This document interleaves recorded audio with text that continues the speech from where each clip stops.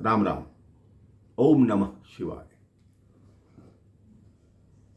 कह रहे कई कई ऐसे भक्त होते हैं जिन्हें यह भी नहीं ज्ञात होता कि भगवान की पूजा कैसे करनी है, भगवान को कैसे मनाना है, लेकिन फिर भी भगवान उनको दर्शन दे देते हैं, क्योंकि भगवान तो भाव के भूखे हैं।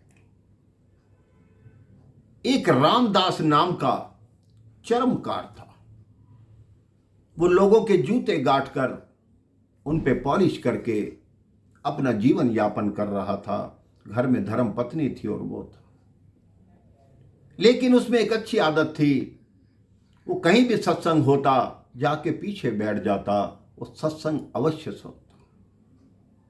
उस सत्संग को सुन के उसको चाहे बातें समझ नहीं आती थी, लेकिन वो वक्ता के मुख की तरफ देखता और जब भी कोई भजन होता वो उठकर मस्ती में नाचने लगता और केवल एक ही बात बोलता, हरि जी मैं जैसा हूं तेरा हूं, हरि जी मैं जैसा हूं तेरा हूं। उसको इतनी मस्ती आ जाती कि आंखों से अश्रु गिरने लगते। हर वक्त उसके मुंह पर चाहे वो जूते गाड़ता फिर भी बोलता रहता, श्री कृष्ण गोविंद, श्री कृष्ण गोविंद, श्री कृष्ण गोविंद। उसकी जो भक्ति थी वो निर्मल थी, निश्चल थी। उसको कुछ ज्ञात नहीं था भगवान की पूजा कैसे करनी है, क्या करना है, कुछ ज्ञात नहीं। एक रात एक चोरों की मंडली एक सेठ के घर डाका डालने गई। उन्होंने सेठ के घर से सारा सामान उठा लिया। उस सेठ के घर में एक मंदिर बना हुआ था जिसमें सोने का सिंहासन था, उस पे शालिग्राम विराजमान थे, सोने का ही छत्र था। उनने वो उठाया और अपना अपना सामान जब बांटा तो एक चोर के हिस्से वो सिंहासन और छत्र आया। उसने कहा सिंहासन और छत्र तो आ गया, इस पत्थर का मैं क्या करूंगा। अब वो चोर उस बाजार से निकल रहा था, उसने देखा ये एक चरमकार बैठा है, इसे क्या पता कि ये क्या चीज है, इसके बदले कुछ ले लेता हूं। उसने कहा हे भाई देखो, जिस औजार से तुम सिलाई करते हो और धागा काटते हो उसको तेज करने के लिए मेरे पास एक चिकना पत्थर है। अगर तुम चाहो तो मैं तुम्हें दे सकता हूं, इसके बदले मुझे एक जोड़ी जूता दे दो। रामदास ने उस पत्थर को उलट पलट के देखा। उसने कहा पत्थर तो चिकना है, मेरे औजार इस पर तेज हो जाएंगे। उन्होंने उसको जूता दे दिया। अब वो पत्थर रामदास ने अपने पास रखा, उसको ज्ञात नहीं था मेरे भाई बहन की वो शालिग्राम जी हैं। वो अपने औजार उस पर तेज करता, बहुत जल्दी तेज हो जाते। कहते क्या कमाल का पत्थर है, और तेज भी ऐसे करता। कभी कभी उस पत्थर को अपने दोनों पांव के बीच में दबाकर उसको अपने औजार तेज करता, लेकिन जैसे ही श्री कृष्ण गोविंद बोलता उसकी आंखों से अश्रुधारा बहती, वो उस शालिग्राम पर गिरती।